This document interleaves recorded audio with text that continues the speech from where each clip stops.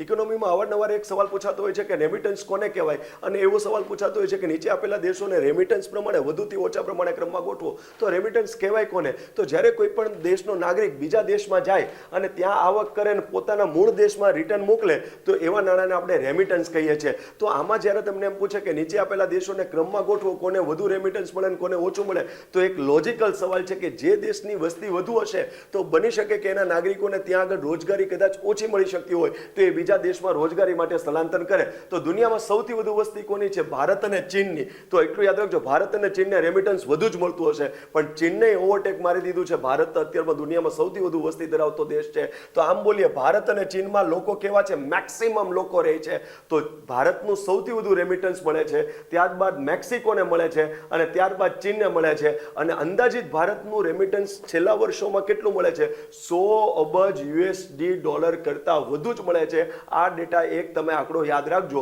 અને મેક્સિકોના લીધે યાદ રાખજો, યુએસએ વાળા એમ કે છે કે મેક્સિકો સાથે અમારે બોર્ડર બનાવી દેવી છે. કેમ? કારણ કે મેક્સિકો વાળા વારા ઘડીએ ઘૂસણખોરી કરીને યુએસએમાં જતા હોય અને ત્યાં આગળ બિનઅધિકૃત પ્રવૃત્તિ દ્વારા આવક કરતા હોય, એટલે એનું રેમિટન્સ ઊંચું છે અને ટેક્સ ઓછો ભરે છે યુએસએમાં. તો યુએસએની ગવર્મેન્ટ એમ કહે છે કે અમારે મેક્સિકો સાથે બોર્ડર બનાવવી છે. તો આનો કન્સેપ્ટ આની સાથે કનેક્ટેડ છે.